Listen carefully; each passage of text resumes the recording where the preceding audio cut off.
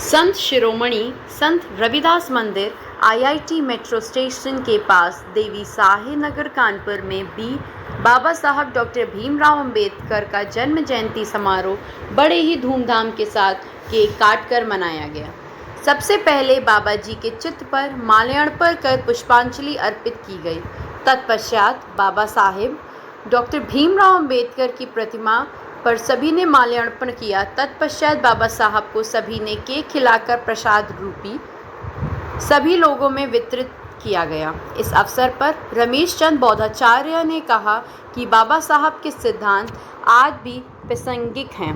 इस अवसर पर रमेश चंद्र गौतम वरिष्ठ उपाध्यक्ष, महेंद्र कुमार वरिष्ठ उपाध्यक्ष, आर.डी. कुरील वरिष्ठ उपाध्यक्ष, अनुज चक्रवर्ती, महामंत्री विनोद कुमार, कोषाध्यक्ष आदेश सिंह के साथ संरक्षक सी.एल. जिज्ञासु, संरक्षक राजकुमार गौतम, संरक्षक शंभुनाथ, सदस्य दयाशंकर गौतम, कोषाध्यक्ष अजीत सिंह, कोऑर्डिनेटर प्रताप सिंह, महेंद्र कुमार, शिव कुमार, राम बाबू, जोखूराम, सुरेश, दिनेश, शैलेश, आनंद प्रमुख रूप से उपस्थित रहे।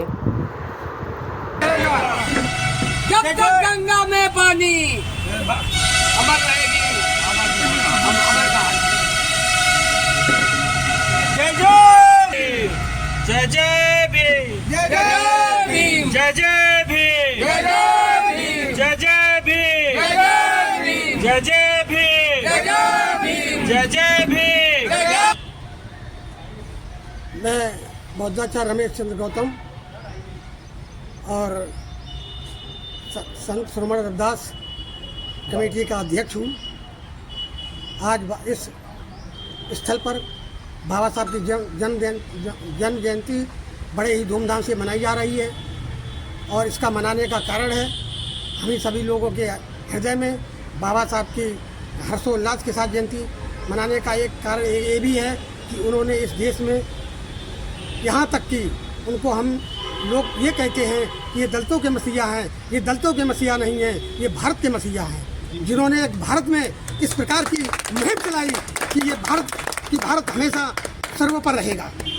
जब इस प्रकार की जब बात आती है तो अनुच्छेद 4A में स्पष्ट बाबा साहब ने कह दिया है कि इस देश में अनुच्छेद 19A के तहत हमें बोलने का अधिकार दिया है, अनुच्छेद B के तहत हमें सभा करने का अधिकार दिया है, अनुच्छेद C के तहत हमें संघ बनाने का अधिकार दिया है, अनुच्छेद D के तहत भारतवर्ष में हम कहीं भी जा सकते हैं और अनुच्छेद E के तहत हम भारतवर्ष में किसी भी स्थान पर कहीं भी जाकर के बस सकते हैं और अनुच्छेद G के तहत हमें बाबा साहब ने अधिकार दिया है कि हम इस देश में रह करके किसी भी प्रकार का अपनी जीविका चलाने के लिए व्यापार कर सकते हैं।